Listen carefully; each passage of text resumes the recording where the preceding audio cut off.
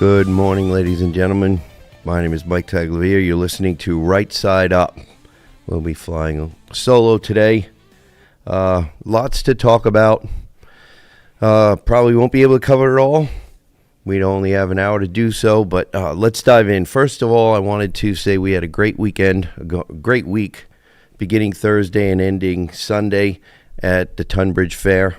I was helping man the booth at the Orange County Republicans booth. It was great turnout, great weather, and lots of positive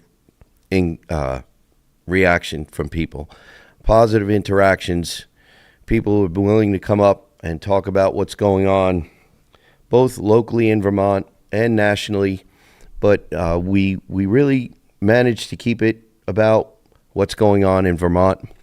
But a big topic, very big topic, was the assassination of Charlie Kirk. And our thoughts and prayers go out to his family and all of his followers and friends.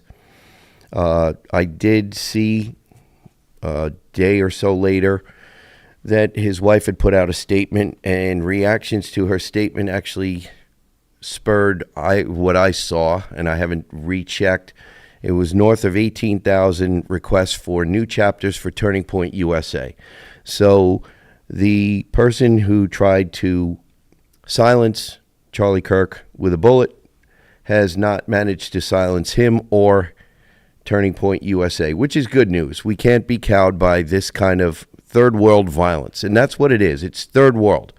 We live in a civil society, and this cannot and should not be tolerated. So, but again, we had a great fair at Tunbridge. I think from all reports that I got, it was a record turnout. The weather was really good, which I'm sure helped.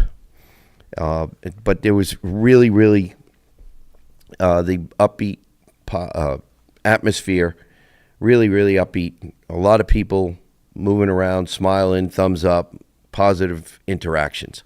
So I want to get into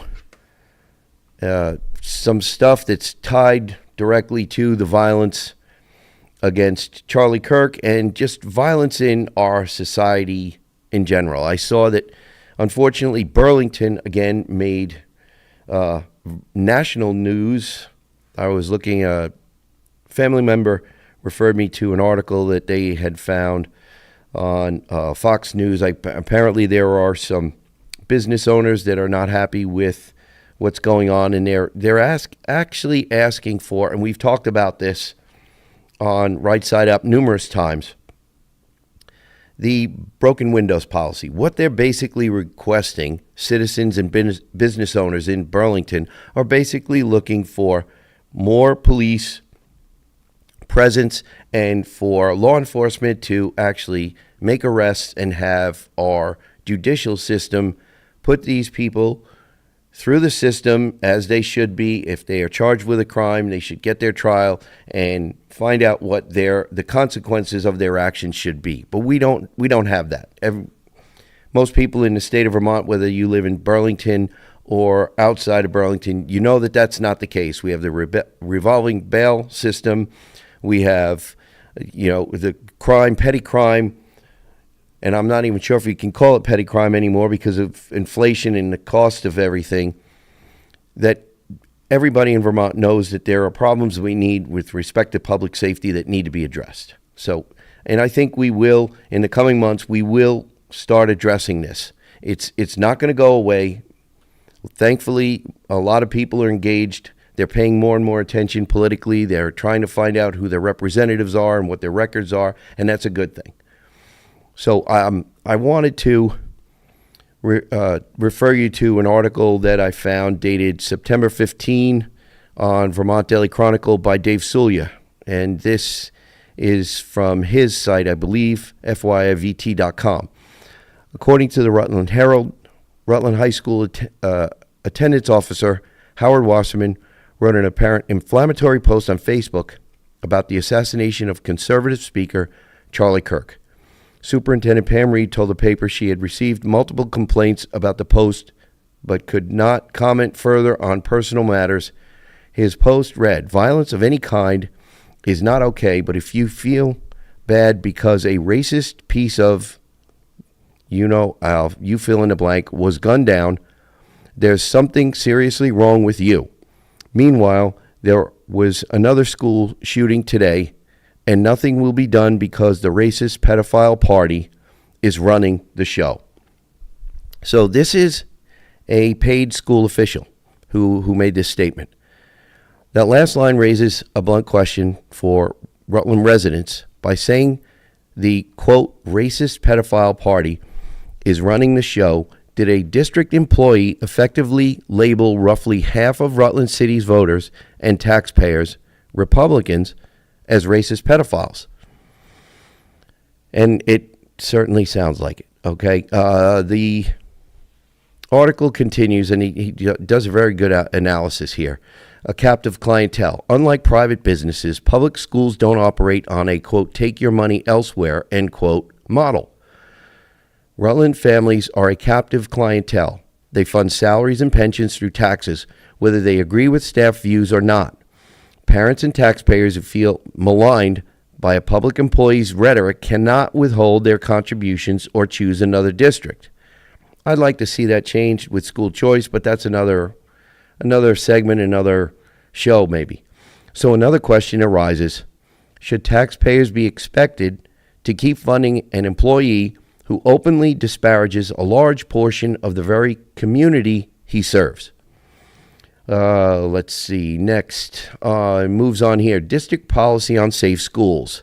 Rutland City's policy 7400 on harassment, hazing, and bullying requires the district to maintain a safe and supportive school environment and empowers it to impose serious discipline up to termination when conduct on or off campus substantially interferes with a student's ability to access education.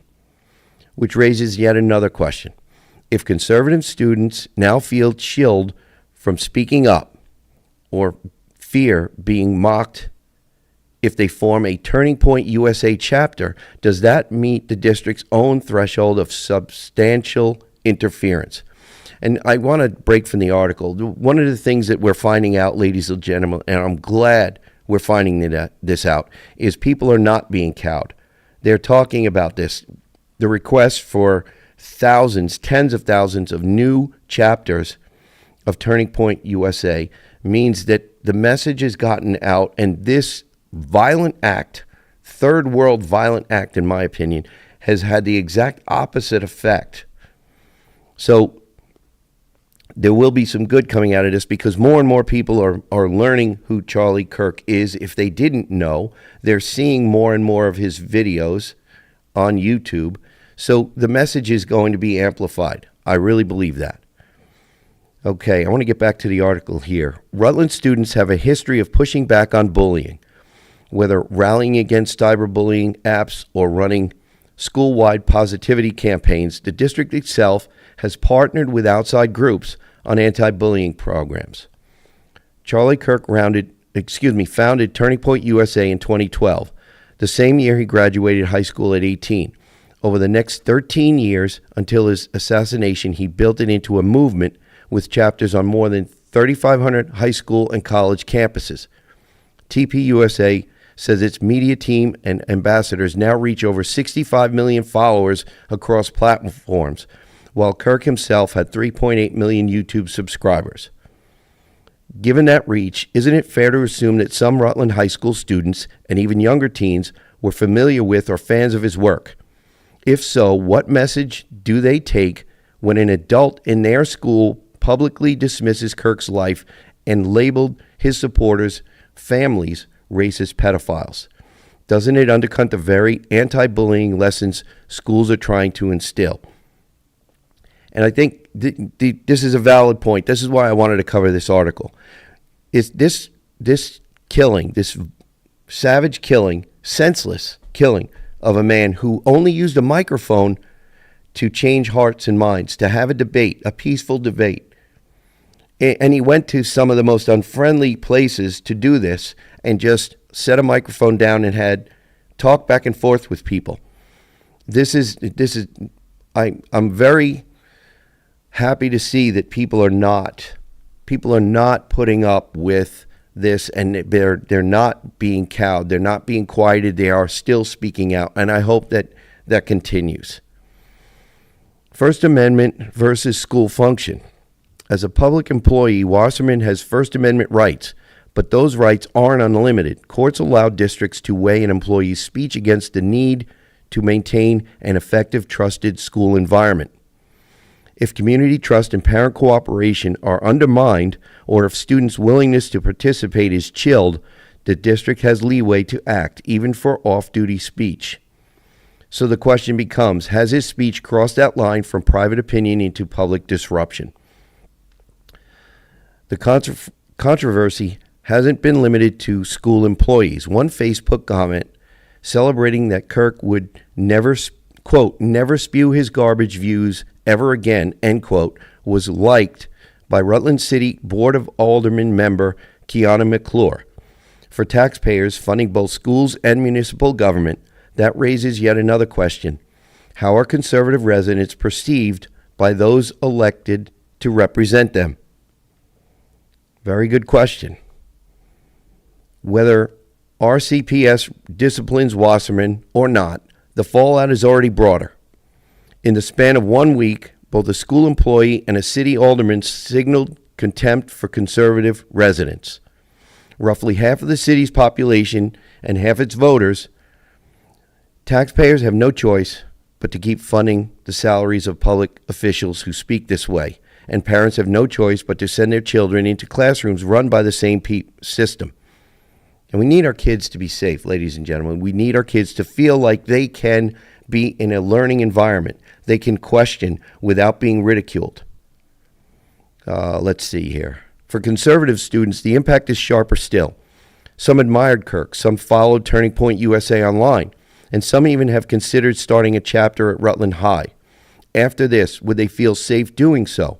Or would they assume, that adults in authority will view them as racist pedophiles before they've said a word?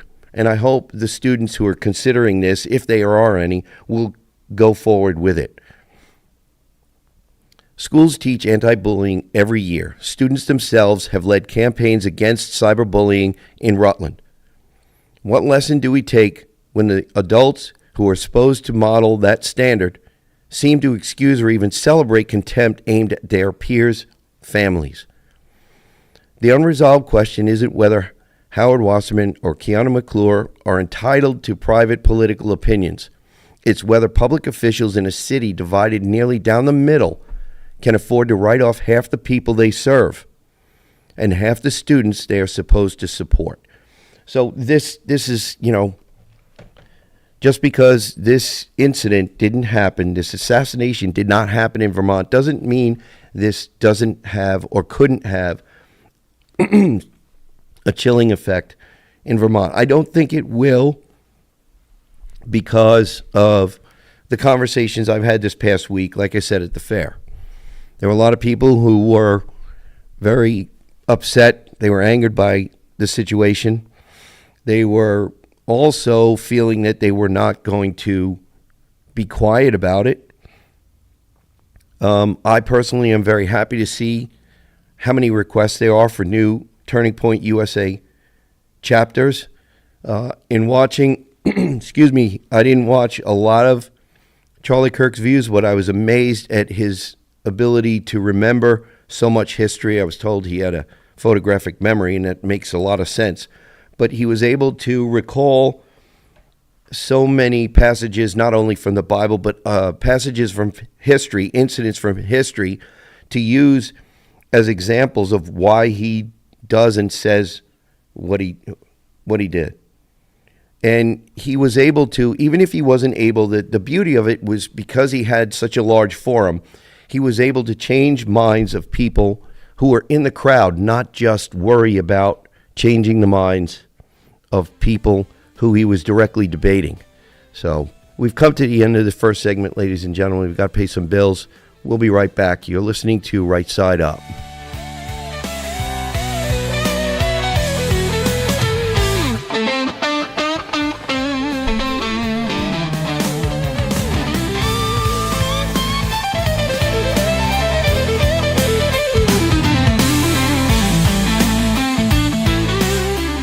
Welcome back, ladies and gentlemen. You're listening to Right Side Up. My name is Mike Taglavia.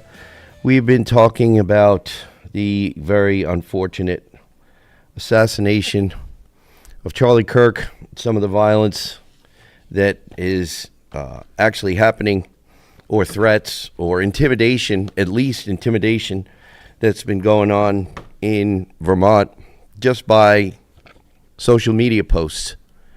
And it's happening in schools, which is really dangerous because we've talked about this, I think, only just last show or whatever. And I talk about this all the time. Our young people are the people who are going to be taking care of us in our elder years. They're the ones who are going to be in position of power in not too many years. And this is the reason why I talk about young people all the time and trying to guide them, protect them from some of the misleading information that they're getting. So, and I just want to remind people, one of the segments we did, or one of the shows we did, it was regarding a phrase that Rob Roper, who's an author I quote from a lot, people experiencing progressive policies. That's what we're experiencing right now. So I just wanted to remind you of that. And I want to get into another article. I just happened to see this. It was attached to a post by James Woods on X. And if you're on X and you haven't followed James Woods, I highly recommend it. The man really knows how to break down some of the stuff that's going on. And I love that he's an actor who wasn't intimidated to toe the line. So he's a real freedom-minded American. So you might want to check him out on X if you have the time. But he quoted and linked this article. It says it's from tabletmagazine.com. What Killed Charlie Kirk? And more importantly, how can we stop it? By Lyle Leibovitz. What can you say in the aftermath of a national tragedy like Charlie Kirk's assassination? In the 24 hours or so since Kirk was gunned down in Utah by a shooter who, as of this writing, is still at large, and now we know, ladies and gentlemen, the young man who we believe was responsible for the murder of Charlie has been apprehended, apparently encouraged to turn himself in by his own father, who, from what I've read, is retired law enforcement. So that had to hurt. We've been treated to a torrent of predictable responses, outrage and hurt from those who knew and loved him, sadistic glee from many who didn't, and from the vast majority of Americans in between, some version of the following sentiment. And I did see that when we were at the fair this past week. Mostly it was disappointment and anger that this is what we've come to in this country. We can't allow this sort of thing to happen in America, and I agree with the author. Amen. But to stop the next shooter, we need to understand where this one came from. And for 24 hours or so, we've been offered nothing but heaps of twaddle on this singularly crucial question. To hear our politicians and pundits, left, right, and center, tell it, the shooting occurred in a politically charged climate committed by some coward who chose to end the debate with a bullet. Toss in some lip service to mental health and the obligatory lip pursing about gun violence, and you have the consensus vision of what went wrong. And it's a strangely comforting one at that, because it casts the shooter as a horror movie monster, terrifying but singular in its ghoulishness, the one meanie who emerged from the toxic swamp of bad, curable social phenomena. All you have to do then is find him, catch him, deter others from getting any crazy ideas, and our long national nightmare will be over. But the nightmare, sadly, is far greater than that. If we're being honest and level-headed, it's not too hard to understand that the tragedy was imminent. It didn't happen in a vacuum, and it was no freak aberration. Charlie Kirk was shot because great forces spent decades reshaping social norms, institutions, and creating cadres of Americans ready to do great violence to anyone they were led to believe was their enemy. And I just want to break from the article for a minute. Remember, Saul Alinsky, demonize your enemy. That's what this is. That's what this is. So this author, I think, is correct in a lot of what he's saying. This isn't hyperbole. In a grim coincidence, just a few hours before Kirk's assassination, the Foundation for Individual Rights and Expression released a survey of 68,000 students in 257 universities nationwide. 1 in 3 said it was acceptable to use violence in response to offensive speech. This is dragging us into third world. Like all complex and still unfurling stories, the account of how we got here is intricate and contains multitudes, but we must look at this straight in the face and attack the problems head on. Let's start fittingly enough with births. Over the last few decades, American birth rates have plummeted precipitously and are now projected to reach 1.6 births per woman in the next 3 decades, well beneath the 2.1 births per woman replacement rate. This should come as no surprise because Americans, it turns out, have also stopped having sex. In 1990, according to the Institute for Family Studies, 55% of Americans reported having sex on a regular basis. The number now stands at 37%, and it's dropping even faster for younger Americans. In 2022, the Kinsey Institute found that 1 in 4 members of Gen Z had yet to have sex with a real live human partner. How did we become a sexless society failing to reproduce? The answer is simple: by design. For 30 years at least, we've all been treated to a carefully orchestrated campaign against embodiment, or the idea that biological realities matter and that they have something profound to do with who we are. Remember, this is for 30 years. I'm going to read that again. For 30 years at least, we've been all treated to a carefully orchestrated campaign against embodiment, or the idea that biological realities matter and that they have something profound to do with who we are. It began with abortion, which we were told was a human rights issue and besides was to be kept safe, legal, and rare. Then before you knew it, we had entertainers like Michelle Wolf celebrating abortion as an all-out good on Comedy Central. Then came the tide of transgenderism, which began with the silencing of a Brown University professor whose research proved that kids were declaring themselves trans because of peer pressure. Here we go. I want to refer you back. I got a break from the article. Refer you back to the article we did in the first segment. Are our students going to be cowed by school employees paid for by the taxpayer just to be accepted? We can't have that. Schools need to be teaching kids how to think, not what to think. All right, let me get back to here. Then came the tide of transgenderism, which began with the silencing of a Brown University professor whose research proved that kids were declaring themselves trans because of peer pressure, emanating in large part from the culture and social media platforms. Before too long, we were told that though every cell in the human body has its own sex-specific chromosomes, gender is a social construct that could be changed at will, and that biological males should now be allowed to compete in women's sports or to be incarcerated in women's prisons.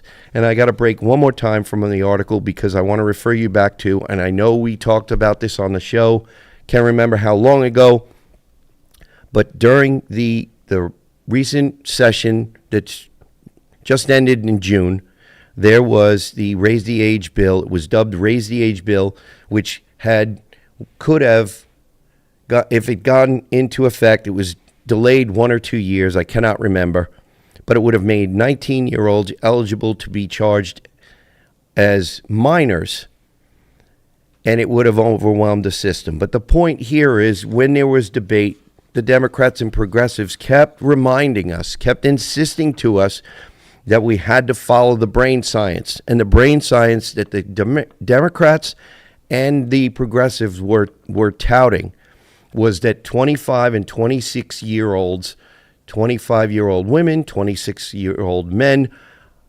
that's when their brains are finally fully developed, that their brains don't develop to those ages, and that we cannot charge them as adults until then. Well, if that's the case, can we please follow the brain science? Can we please follow the brain science for the sake of our kids and our country? But the kids first. Follow the brain science. They are not capable of making these decisions yet because their brains are not fully developed. And we see scientists telling us, psychologists and psychiatrists telling us that most early onset rapid onset gender dysphoria winds up curing itself as kids, young people, work their way through puberty. So we know the brain science, but we're not following it in certain instances. I need to get back to the article here. Let's see. Before too long, we were told that though every cell in the body has its own sex-specific chromosomes, gender is a social construct that could be changed at will, and that biological males should now be allowed to compete in women's sports or choose to be incarcerated in women's prisons. And we know that that's happened. And the women in women's prisons who've committed crimes are now being victimized by the men who say they're women. Okay. Those who objected to this lunacy were silenced. And we saw that when there was a presentation in the People's House in Montpelier that was shut down, given the heckler's veto over trans ideology in school. It's happened in Vermont, ladies and gentlemen. It has happened. Let's see. Those who objected to this lunacy were silenced, or if they were unfortunate enough to be British, arrested. Entire generations of children grew up being taught that it was right and good to deny obvious biological reality. Entire swaths of doctors were trained to say that cutting off the breast of a healthy young child was called, quote, gender-affirming care, end quote, and was entirely virtuous. This collective psychosis didn't just happen. It was orchestrated by a tightly knit coalition that included Democratic politicians who pushed transgender messaging and policies, including former Vice President Kamala Harris, who cheered on federally funded sex change operations for prisoners, as well as media outlets who framed the issue as a civil rights crusade, foundations that funneled millions into activists, NGOs, and corporations that rushed to enforce the new abnormal. And this collective psychosis left us with no shortage of people like Robin Westman, for example, a transgender youth who eventually picked up a rifle and slaughtered 2 children in a Catholic school in Minneapolis, or Audrey Hale, a biological female transitioning to male who massacred 3 children in a Christian school in Nashville. That broken, disfigured people will eventually do something desperate should come as no surprise. I got to repeat that. That broken, disfigured people will eventually do something desperate should come as no surprise. The list of iniquities sadly goes on and on. In the name of criminal justice reform, for example, hordes of violent criminals were let loose. We've seen this in Vermont. People experiencing progressive policies. Hordes of violent criminals being put through a revolving door. In Burlington alone, we have someone who had over 1,000, I think it was over 1,600 interactions with police, including arrests. Over 1,000. When is enough enough? All right, I'm seeing that we're coming to the end of our segment here, ladies and gentlemen. I'm going to continue this article into the next segment because it's really good. It really needs to be talked about. You're listening to Right Side Up.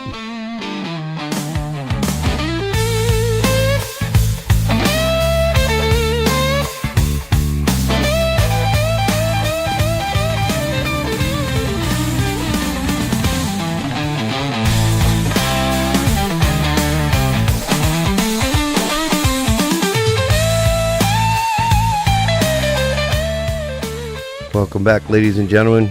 You're listening to Right Side Up. My name is Mike Taglavia. Before we get back into the article, I wanted to just remind my listeners, our listeners, rightsideupradio@gmail.com if you'd like to drop us a line. If you, for some reason, can't catch us on the radio or you're not in the radio listening area, rightsideupradio@gmail, Right Side Up Show. Let's see, go to WNTK.com. You find the podcast button. You click on it, scroll down, you'll find Right Side Up. You'll find any number of our shows. You can find us also on Podbean. You can find us on gradandgrok.com. You can find us on 802 Scoop YouTube. You can find us on 802 Scoop Facebook. So hopefully you enjoy the show. Hopefully you'll share it with a friend so we can spread the word. We cannot be cowed, ladies and gentlemen.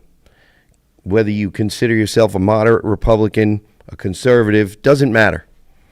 Whether you consider yourself an independent, it really doesn't matter. Even if you call yourself a moderate Democrat, that's great. It doesn't matter. Do you feel like you can speak freely without someone threatening you with speech? We have the First Amendment. We need to be able to enjoy the First Amendment and not worry about our kids being intimidated or failed in school. That's another form of intimidation because someone disagrees with us.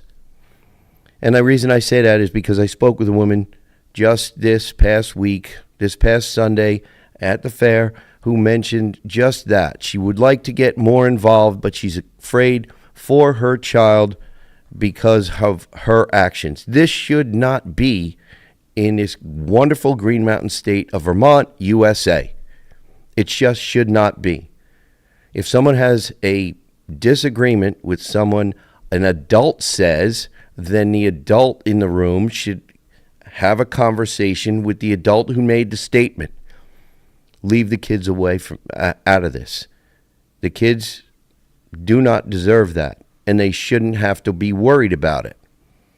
So I want to get back into this article because I think it's very good. It addresses something that's been going on for a really long time. And this refers to a lot of things that we've seen, that I've seen. Most of my listeners have seen happen, or they know a friend or a family member who it's happened to. Okay? Getting back to this article from tabletmag.com, the list of iniquities sadly goes on and on. In the name of, quote, criminal justice reform, for example, hordes of violent criminals were let loose, backed up by progressive attorneys general and activist judges and local legislators who robbed law enforcement officials of any means of meting out justice. Bail, we were told, was modern-day Jim Crow. Prison was slavery in other forms. Policing was racist. And when savages like DeCarlos Brown Jr., with 14 prior violent convictions to his record, were set loose, it was only a matter of time before they produced a knife and slaughtered Irina Zarutska, a young Ukrainian refugee, on a train in Charlotte, North Carolina. When brave men like Daniel Penny, who successfully neutralized a deranged violent criminal threatening to harm fellow commuters on the New York subway, intervened, they were dragged through the coals in court and on TV. When a police officer detained a repeated violent felon high on fentanyl and methamphetamines, leading to his death, American cities burned for days, with Democratic politicians taking a knee and corporations paying vast fortunes to a group, Black Lives Matter, I will say Black Lives Matter Incorporated, that vowed to dismantle the nuclear family and failed to report what it was doing with its vast funds. Put bluntly, then, we have angry, violent, and hopeless people because many of our societal institutions worked assiduously to produce them since at least 2008. All of this should be entirely coherent to any serious student of politics. What we have here is a group of people assembling an entirely coherent construction for the purpose of holding and maintaining power. And to keep this charade going, even when it got patently ridiculous, arguing, say, that there were 57 genders, or that houses of worship had to be closed during COVID, but liquor store and nail salons were welcome to do business as usual, or that race riot that torched up your town was a mostly peaceful protest. The left applied its most trusted weapon, that of the permission structure. When every academic and every late-night talk show host and every newspaper editorial told you that Trump was Hitler, good luck wearing your MAGA hat to the neighborhood picnic and not facing severe consequences. Remember, I got a break from the article a minute. I remember years ago when Charlie Kirk was much younger. I believe he was in a lunch meeting sitting in some sort of a cafe or restaurant with, I believe it was Candace Owens. Somebody can correct me if I'm wrong. And they were peacefully and quietly just having lunch, but they were recognized. And they were swarmed and intimidated while doing nothing more than sitting and peacefully having a lunchtime conversation with each other. This is what this article is talking about. No progressive member of Congress or union boss or assistant professor of anthropology anywhere ever told anyone to go ahead and shoot Charlie Kirk or Donald Trump or anyone else. But the whole point is that they didn't have to say the quiet part out loud. All they had to do is construct a society thick with brainwashed young men and women who hate themselves, hate the bodies they were born into, hate their nation and their faith and their families, and take directions from a top-down political infrastructure that instructs them what to think and when. A structure that tells them what to think and when. We have to reverse this. This is the part we have to reverse. It's precisely the sort of environment that easily breeds shooters. That's the bad news. But here's the good. There's much we can and must do to make sure there's not going to be another shooter. The left's power vertical is mighty, but it does not get to define what the law means. And our Constitution and system of government alike, hallelujah, give us a box full of sharp tools designed precisely to eliminate this sort of overwhelming threat to our freedoms. Examples abound. Academic freedom to choose one obvious corner of our collective rot doesn't mean you get to indoctrinate children and teach all manners of violent sanity while insisting on public funding. Every state in the union at every level of schooling has local government approved curricula precisely to make sure some zealot doesn't hijack the hearts and minds of the young. The problem, I'm going to break from this. The problem, ladies and gentlemen, is we've lost real, true local control. Anybody who's voted on a school budget at town meeting in Vermont will tell you that, because it comes up at town meeting. It comes up all the time. Back to the article here. We can and should deny any academic institution engaged in bigoted madness of even a dime of public funds, and vigorously punish any failure to protect students from the repercussions of failing to succumb to groupthink. Groupthink is what has caused this. The Trump administration, thankfully, is already doing just that, just as Columbia University. Individual judges in Colorado or California have precisely zero legal authority to stop the executive branch from exercising its lawful powers under the Constitution.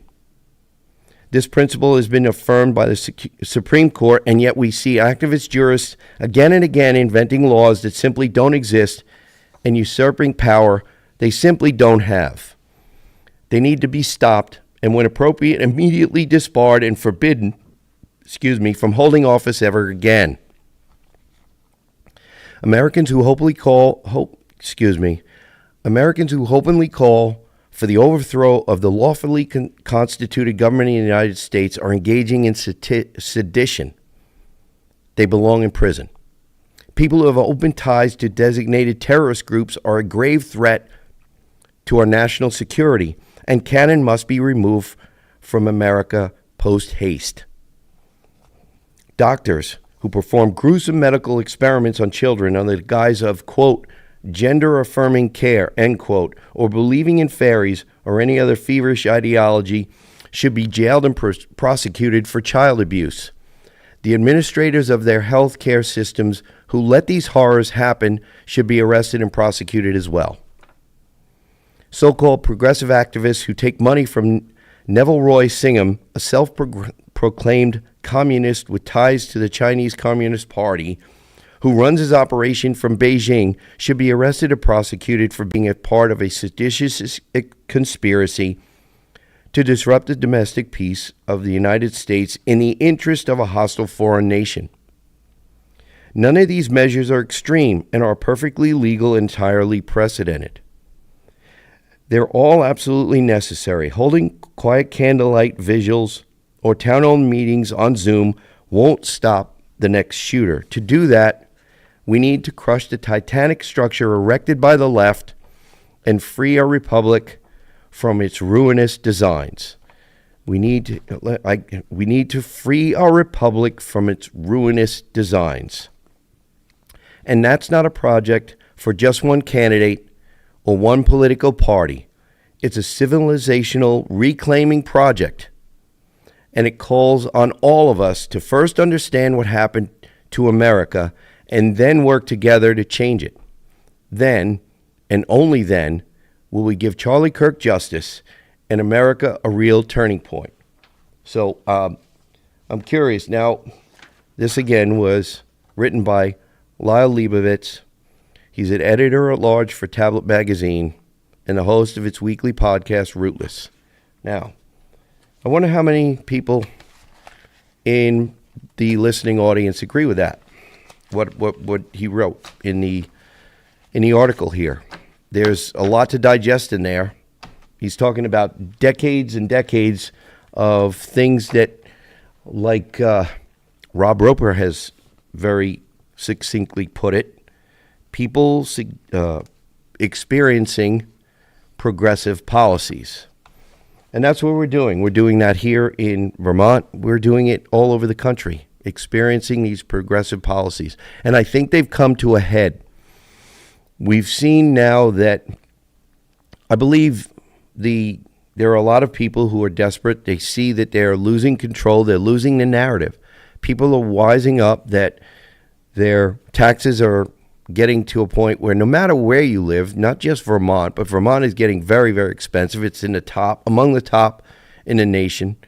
We're seeing our school scores go down precipitously while our costs for education going up. We see, like was quoted in this article, public safety is again and again and again in the forefront of the news, and we're making news, national news, worldwide news, for how out of control our public safety system is. We see cities like Burlington dragging the whole state down. They're taking the whole state down with them.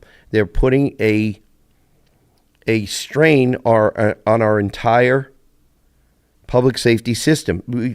One of the points in the article that I just read is very relevant to the state of Vermont. Only a few years ago, I believe it was Sarah George, and I believe it was only a few years ago, she wasn't ready to or didn't want to charge a man who violently, I think with either a meat cleaver or a hatchet, murdered his wife.